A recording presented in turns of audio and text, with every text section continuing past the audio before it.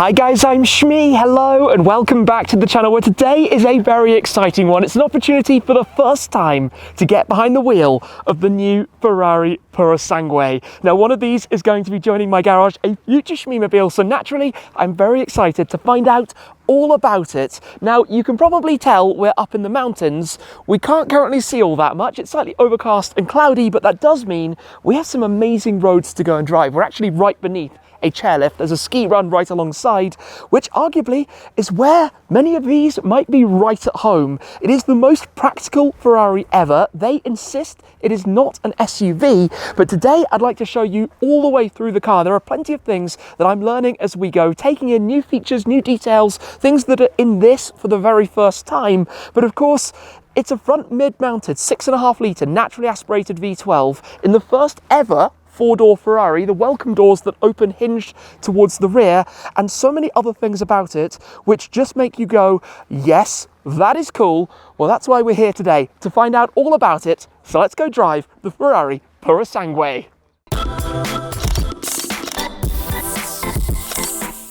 This is the car that I am driving today, but there are actually a fair few Purosangues around here at the global media launch. The first opportunity for people to get behind the wheel of this long-awaited machine. So let's dive into it then.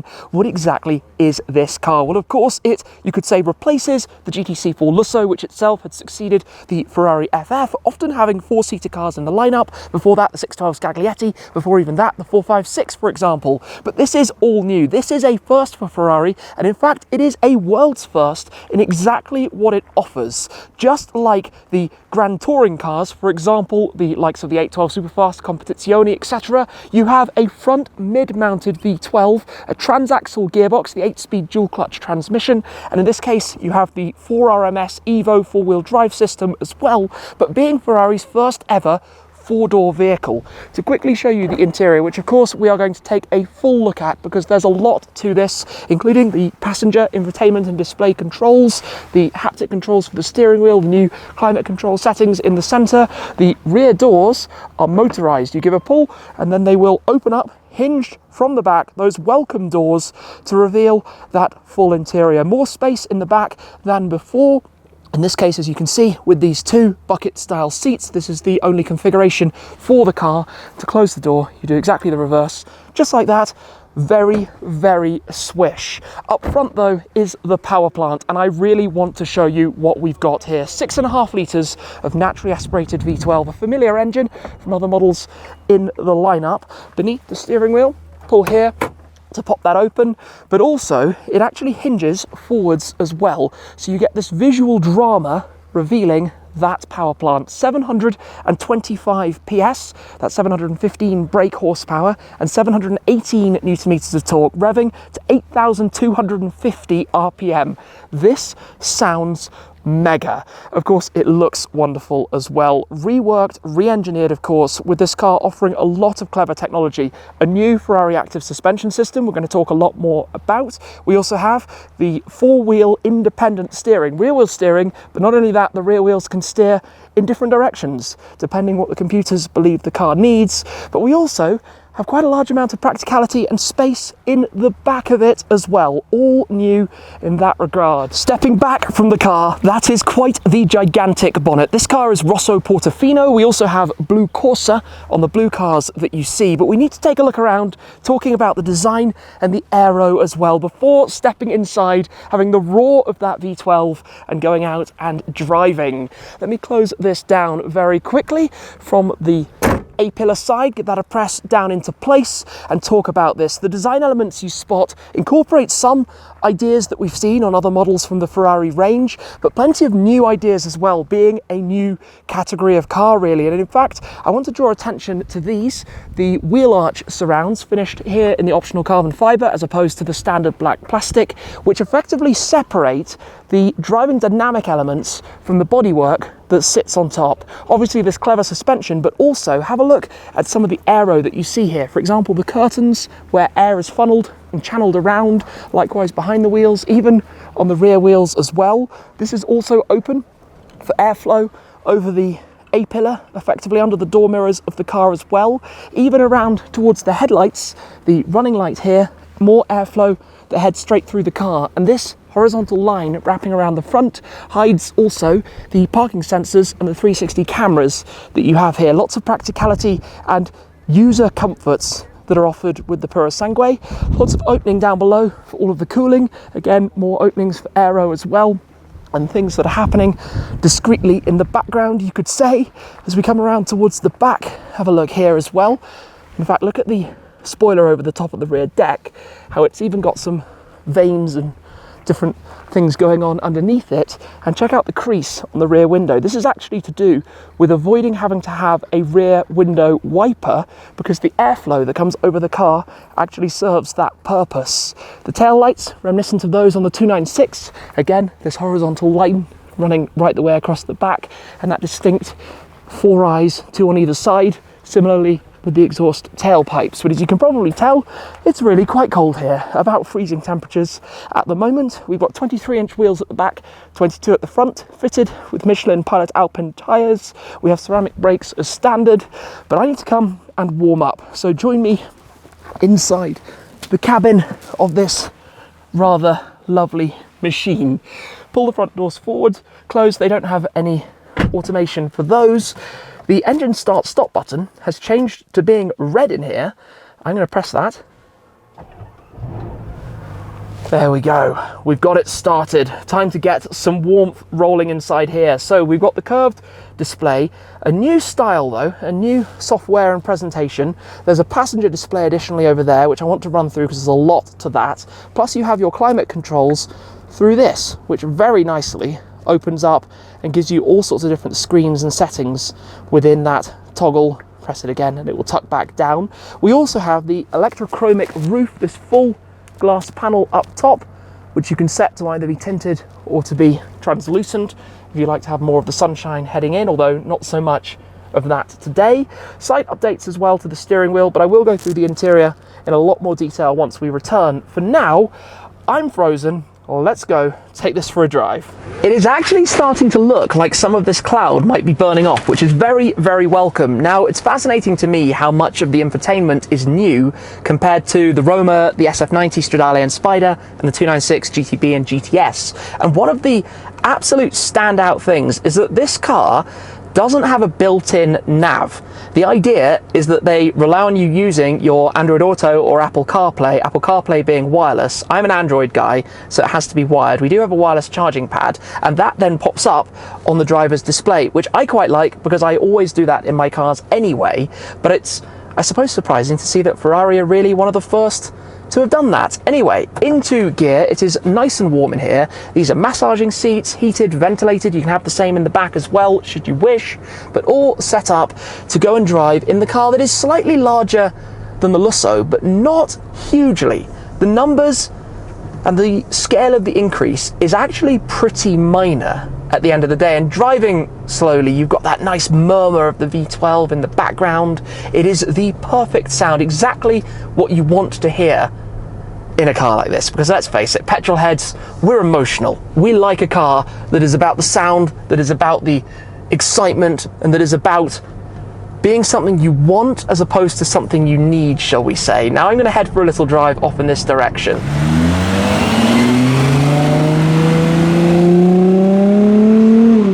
We're currently in sport, no, we're in comfort, sorry, but I'm going to turn it down into wet. In the Manettino, there's no race setting. There's a tunnel, but we're going to come back to that in just a moment. In the various different modes, though, it adjusts the adaptive suspension. Now, there are different settings. Often in Ferraris, you will just have a button to press to put it into bumpy road mode. In here, you have soft, middle, and hard.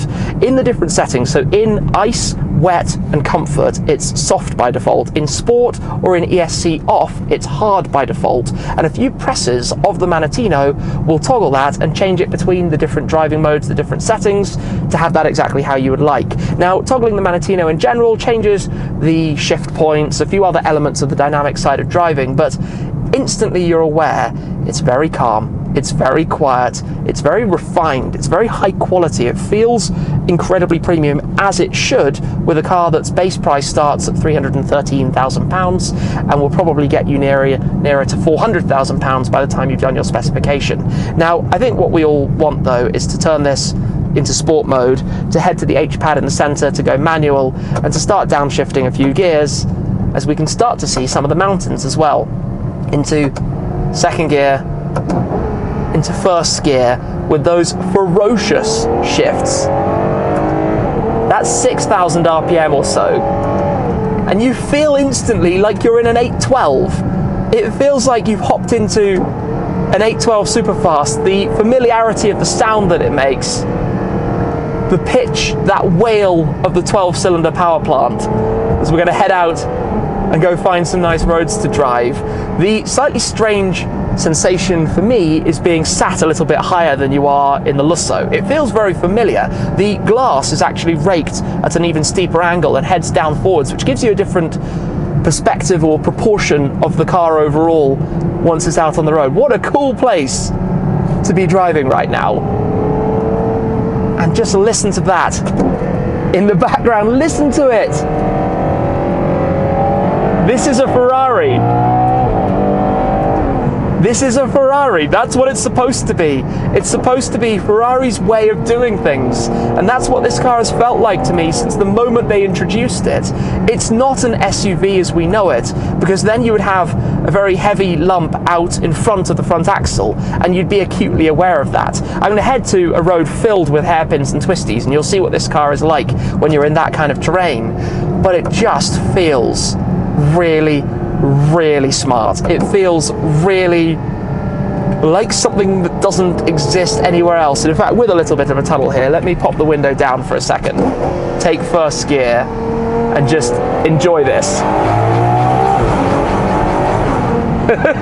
Revving to over 8,000 RPM in this car that's also loaded with tech. Some things take a little bit of getting used to, and I would like to say that I don't think it would be a Ferrari if they didn't.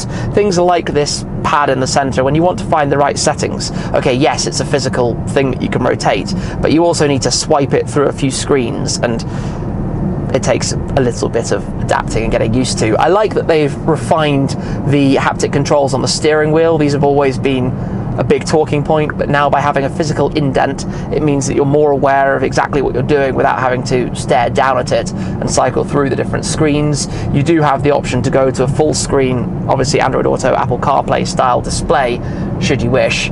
Looks like I've found another cloud. No sunshine, certainly for the time being anyway.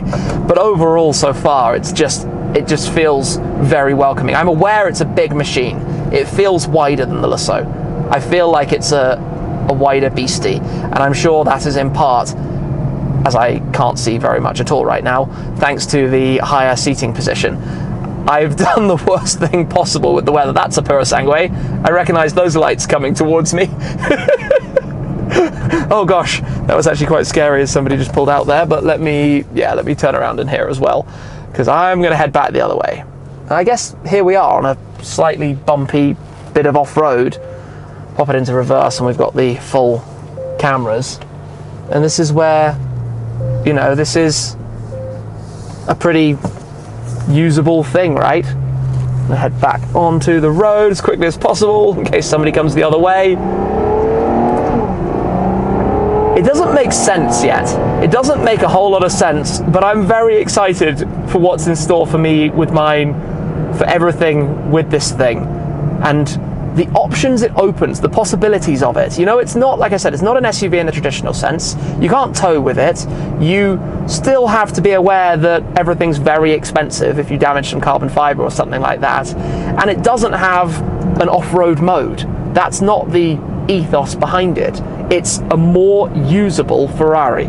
It's a Ferrari as we know it, that lineage of the four-seaters as I've been saying, but with back doors, with increased ground clearance, with more space inside, and with more technology as well, with everything that would help in your daily usage of the car, shall we say. Now, on the other hand, I'm going to go find a twisty road, and I can tell you there, it's going to be just as good as you want it to be. I've just pulled over for a moment to show you one or two things about this car, but the first thing that I have to do is just take a little listen to this. Revving up so quickly to that red line, sounding amazing, but like I said, slightly muted in comparison to the Lusso. Of course, this is a derivative of the engine that you find in the 812 Superfast, a very, very, very powerful machine. In fact, the world's most powerful naturally aspirated engine in the world for a V12, 830 horsepower in the 812 Competizione, obviously 105 horsepower down on that in this. I'm enjoying learning a little bit more about this, some familiar elements like the H-pad here, which is where you have your reverse, for example, where it will then bring up the various different cameras. We've got the 360 camera. In fact, if I close the door, you can see a little bit more of that. You've got various different angles and things you can control. You wake up the screen, and then from within here, you can go through and set this depending how you'd like to obviously see the different modes and what you'd like to bring up on there, or you have automatic, manual, or push this one forwards and that's your launch control. But we're not going to be doing that right at this moment in time. Making this awkward for myself, pop it back in neutral, manual use of the park brake just down there. In fact, it was on, I've just turned it off, but it's back on now.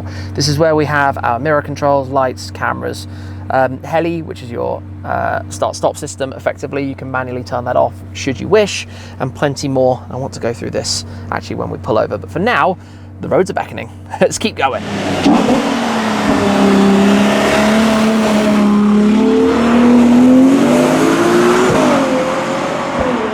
This bit of road that I'm driving at the moment is actually the historic Trento Bondone hill climb. Basically a series of hairpins switching back on one another up the hill alongside the ski resort, ski slopes that you have just here as well. But it's an opportunity to put this a little bit more through its dynamic paces as we squirm around a little bit there, pulling in first gear. And I tell you what, when it comes to the sound, it's actually a little bit quieter than the Lusso that came before it. And obviously in the new era, you have to have OPFs, you have to have all sorts of regulations, and being a four-seater, it gets noticeably louder in the back than it is in the front. I can tell you from riding in the back a little bit earlier on. Now, in terms of how it drives, how it feels, instantly Ferrari. And what I mean by that is twofold. One, with the steering, very twitchy, very quick. Perhaps on some of these hairpins, I'd like it to actually be an even tighter steering rack, so I'm not constantly having to lean my hands over one another to make it around. But in terms of the pedals, throttle is lively, brake is very sensitive. The things that you know, perhaps softened down from the Lusso, which itself was softened down from the FF to make this more usable, to make it a car that's better for everyday purposes, better for what I think Ferrari are really going for letting customers, both existing customers who want a car to use on a more regular basis, but also new customers to the brand to come in and to have a product that offers new opportunities, you know, similarly to what they saw with the introduction of the FF and the Lusso, also with the California T, Portofino, for example, the Roma more recently as well, introducing new models across the range, as we are now finding our way properly towards the sunshine, enjoying this to the max. I mean, there's no question it gets a move on. One thing that I think is quite interesting is the power at 725 is only technically up about 5% from the 690 of the V12 Lusso, but the weight is actually up to 2,033 kilos dry, 2,170 kilos wet, which is a good 240 or so kilos heavier than the GTC4 Lusso. That is a big number. Obviously motorized rear doors, more, well, a bigger car, more materials that need to be involved in it in the first place, but even more tech, even more safety, even more everything on that front, as we're now up into the town. And it's quite fun to be driving a Ferrari in a ski resort. I mean, surrounded by ski shops, the skiers up on the hill, the chairlift right there as well, the lifts, the main center of Vasson, where we are at the moment, enjoying driving this thing. I can't complain, right? What a great day, what a great car, what an amazing thing to be driving, what a world. Who would have thought that Ferrari would one day make a car like this? But I think the critical takeaway, and it's probably cliche to say it because probably everybody has said it, is that it's not really an SUV in the way that you know it. This is not an SUV in the way that the Urus is an SUV or the Cullinan is an SUV. This is a Ferrari that happens to be a little bit taller and a little bit more practical.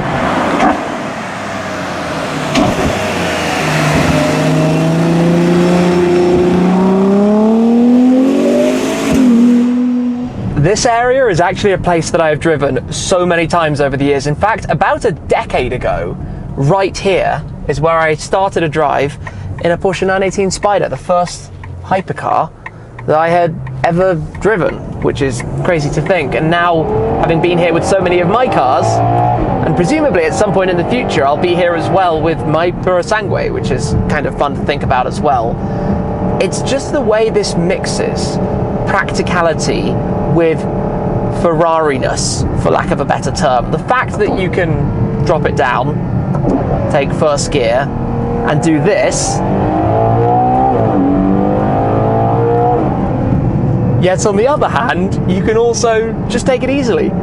Just use the car. And that's what it's all about, really. That's the whole purpose of this thing, is to bring the Ferrari philosophy to a new segment, to a new style of vehicle, to something to bring in both new audience, but also to offer existing customers, which I suppose includes me with the cars that I have and the growing collection that I have. And I'm absolutely loving today driving this car. But I'm going to pull back into the car park here because I'd like to show you a few more things about it. So let's head on in. And you know, when you pull off-road, this has a lift system, by the way. You can just press a button and lift up the suspension. You could argue, why would you need it in an SUV, to use that phrase again, but it's still a Ferrari and it's still pretty low to the ground, all things considered. And that's how you have to look at this car. You have to look at it as that rather than a direct Urus competitor or a, you know, Cayenne Turbo GT or something. It's not the same. It's just not the same. Well, that is quite the line. 8 Ferrari Purosangues up here at the top of the mountain with the sunshine now coming out on the cars as well. But I want to show you a little bit more through this. Some of the options on the interior and some of the specifics of the infotainment as well that we have here. First up, to talk about the colours of this specific car. Against the Rosso Portofino inside, we've got the dual tone with the charcoal leather for the seats, and then the Nero leather that you can spot around the dashboard, the door cards and the armrest, for example, with these inserts in a new Alcantara, a new, more sustainable Alcantara, working directly with Alcantara, the company, to produce that, this being the first vehicle it features in. Now, these are the style seats, which means you get this different inlay for the base and for the lower backrest with the finishing Rosso detail that you can see there as well. Otherwise, that would fully be in Alcantara itself. Another collaboration on this car is with Burmester for the sound system, the high-end sound system, the 21 speaker system, which is 1,420 watts.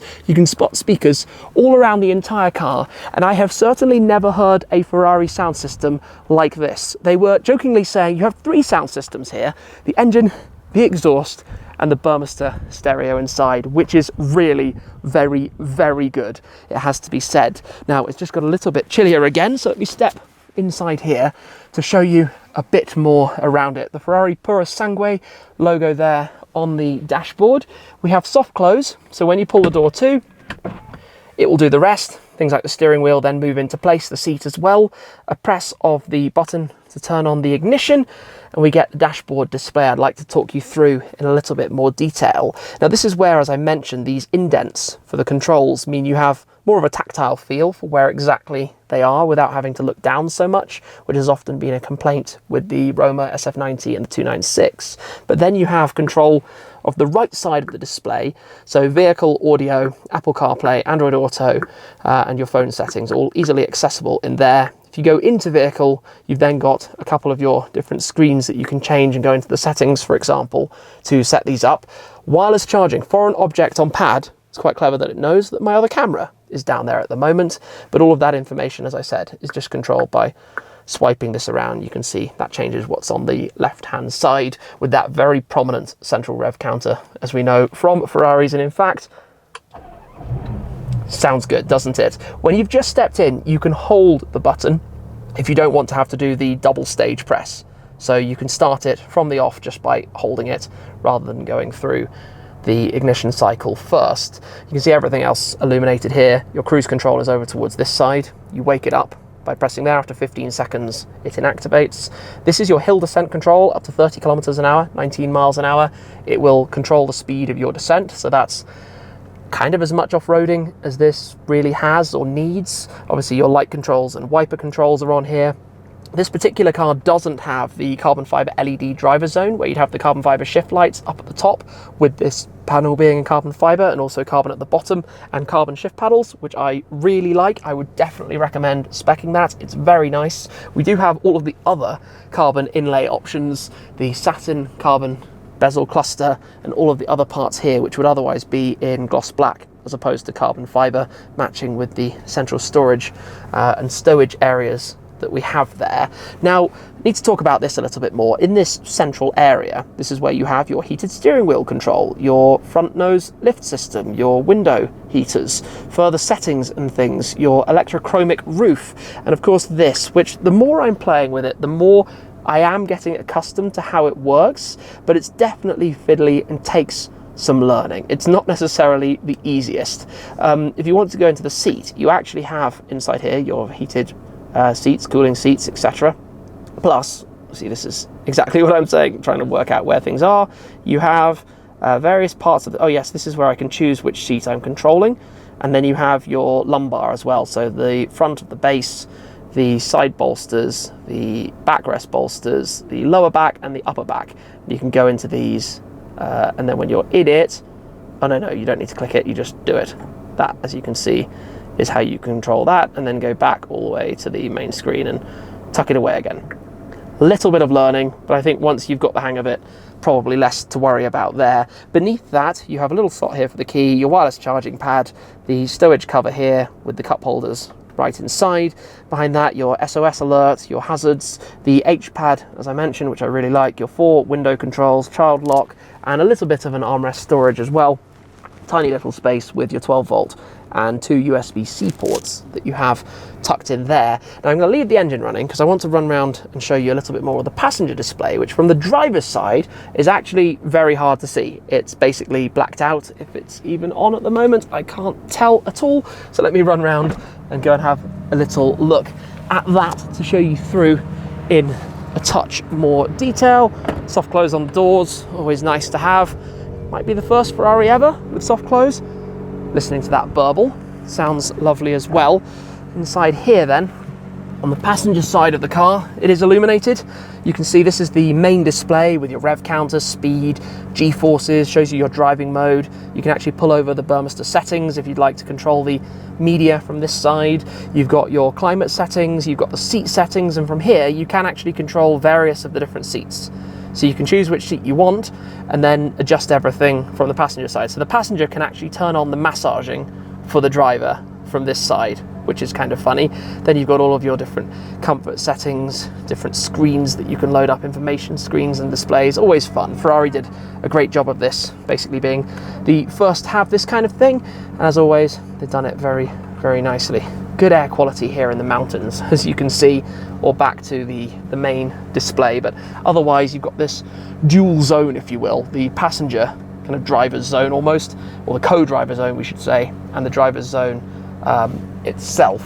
I'm going to just switch it off for the moment and show you in the back of the car and the space that we have available here. Nearly went for the handle in the wrong place. Little pull of that, it opens up. In fact, arguably I should go round to the driver's side. Let me just do that quickly. Close up the passenger door, come all the way around to the other side, because with the driver's seat in my position, it's always interesting to take a seat behind yourself, if you will, to see the amount of space that the car offers. And this is where it's very impressive. There's a lot of space here, there's plenty of headroom, more so than in the Lusso. The roof feels very far above me. But one comment I want to make about the glass roof, which is an option, it's carbon fiber by default, is that up front you don't really get the maximum effect of it as you do in the Lusso. In the Lusso it feels much closer to you, so you don't have quite as large a pillar at the top of the windshield, which means that you're aware of the glass above you. In here you're really not. Only the rear occupants get to make the most of having that. Now back here you do have the exact same controller. It's not enabled at the moment. In fact, I can probably just lean through quickly, give a press of the button to wake it up, and then of course we've got this active, and I can show you in the same way the different controls that you have. You can do the electrochromic roof from here. You have to choose the seat that you want, so you actually have to go in there and then choose on that display which seat you want to control. Again, a little bit fiddly, Takes some getting used to, but once you've got it, it's going to work fine.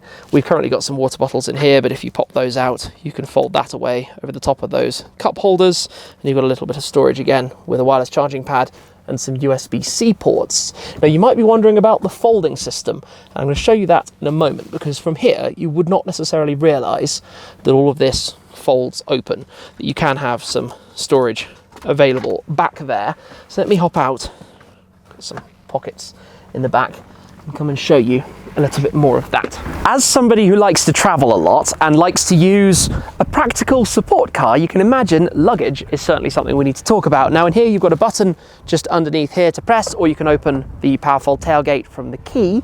Inside here you've got a flat boot floor, comes with the supplied car cover. Everyone has one of those. Just put my bag back, because under here you've got a little bit more storage space as well if you need to hide anything away underneath. We also have the personalization specifications plaque, like all modern Ferraris, with the full list of the spec of that particular car, along with the serial number and some other details and information as well. Now it's a bit of a process to maximize the space, as it was in the FF and the Lusso, but effectively you take out this upper parcel shelf, that slides out, then you take off this backrest shelf, that slides out, and then on the left side here you have some buttons to control the seats. So for example, right seat forwards, wait for a little ping, that will actually shuffle the front seat a touch forwards and then electronically folds that seat completely down.